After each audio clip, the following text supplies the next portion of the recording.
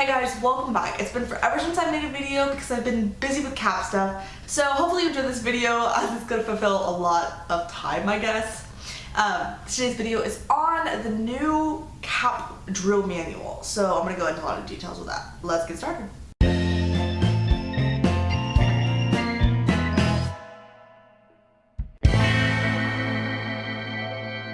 Okay, so what I mean by this is currently CAP uses AFMAN 36-2203. AFM stands for Air Force Manual, which means it's not actually a CAP manual, it's actually something we just adopted from the Air Force. And then 36-2203 is just the numbers for it, and 36 associates with drill and that kind of program. So this has actually been in the works for a long time. I've just never made a video on it because I haven't had a whole lot of details, but I've been looking over the new draft for the CAP manual and I really like it.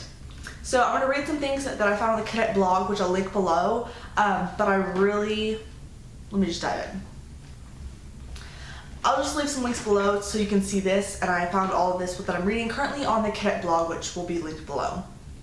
So the first thing is there are three things that they were really worried about when they first posted this on the blog, was the content, the photos, and the format, which, three great things. The content, they've stayed with the traditions of the Air Force drill, which of course we're a part of the Total Force, so that's obviously going to be a thing. They've expanded the intent of the context from 36-2203, except for some additions. Second, the photos are from real CAP cadets performing drill. They're not perfect, they are to convey the movements that are being performed.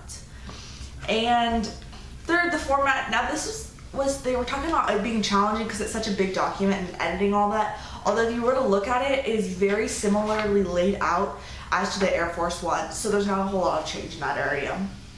So they've been getting a lot of feedback, and the lady who's doing it, her name is she's not a cadet. The lady who's been doing a lot of this and been working with this, her name is Lieutenant Colonel Grace Edinburgh. And so she is the Drill and Ceremonies Training Coordinator at headquarters. So she's been getting a lot of feedback via people reading the drafts that she's been putting out, and then she makes the revisions. So some of the latest revisions and changes that she made in the past few weeks was formatting changes, end cadence, open ranks. They changed some of the wording. They added another PT formation method. They changed change of command ceremony details. They updated some of the pictures. They're not done yet. They're going to be making a lot more changes before the final one does come out. It's going to be a little while before the next one does come out, but hopefully we'll be seeing something here in the next few months. So I will attach this draft that I'm reading directly from. I have my laptop right here. It's 108 pages, so it's a pretty big thing. But the way it's set up in the very beginning is it's really similar to the way the Air Force is. So it starts off, and I'm just going to go through what I guess is the tables of contents. So it's laid out very similar, like I've said, and it's like the introduction to drill and ceremonies, and it talks about the symbols, how to teach drill, and then it even gives you a sample script of how to teach drill. So I find this is going to be a really helpful way to teach cadets how to teach drill, and I feel like a lot of the little things that the Air Force, you go through BMT, weeks and weeks and weeks of learning drill and how to command drill, whereas CAP you don't. You have encampment and then you're just learning it all as squadron. So a lot of our learning on how to drill comes from reading the manuals and just doing it again and again and again on yourself. So I think this is going to help a lot with cadets being able to teach themselves drill easier. So that was one thing that I really liked when I was going through it. It does have a lot of like the same things with like how to command each command and like all that kind of stuff that's in the same first one, and it's formatted in a way that's easier for cadets to read, which I really like. So I love how specific it is on the table of contents, and there's tons, like every command you've ever heard is definitely in here, which of course it would be, but it's really laid out very simply. So then it just goes in and breaks it down a little bit more and talks about exactly how to do it. I don't like how the phrasing is because it's too technical almost, but it makes it really simple, and then it goes into what are your questions, and then they practice, and then after practicing you talk about key points and critique them. So I really like how it's so simple and laid out, and it's really going to help new flight sergeants, especially the smaller squadrons, I think.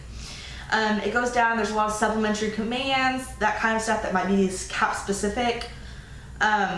It does have the same diagrams. These are the same diagrams that you would see in AFMAN, but with the addition here, this is a CAP cadet staying at the position of attention, so I like how they have. Another cool feature is it has a very clearly laid out when to salute people, because I feel like this is always so confusing to new cadets, but it has it on a nice little diagram, so that's something I also enjoy.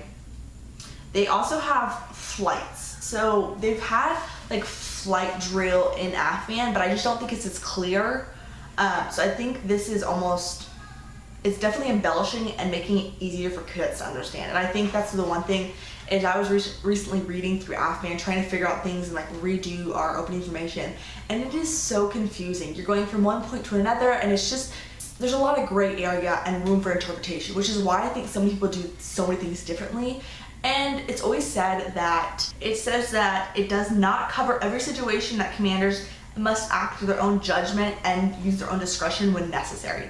So I think that is true, especially with all commands, but I think that this new CAP manual is going to definitely clear up some of that gray area.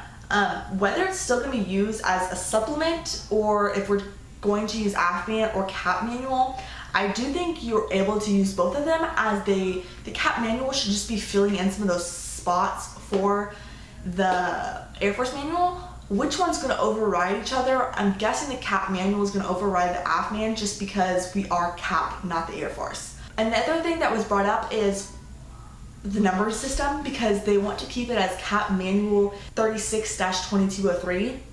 They want to keep it as CAP manual 36-2203, and 36 for CAP is not a cadet programs or anything you're doing with drill or anything like that. It's actually incident command. So why not switching it to CAP manual 52-2203 or something similar to that to keep it a CAP manual? So that was just one of the debates that was up that I was reading about. And another concern was that we're part of the total force, so why are we making our own drill manual when the other reserve and guard do not have their own drill manuals? I think it mainly is just because we deal with different things and we have different needs than the guard or reserves.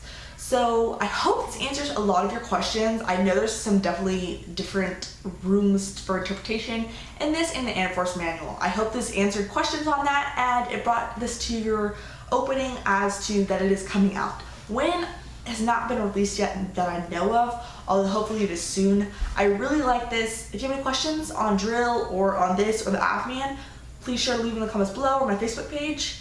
Links below from some additional stuff if you want to check that out, and I'll see you in my next video. Bye! We are getting ABUs. The goal of this was because we're part of the Total Force, it's supposed to bring us along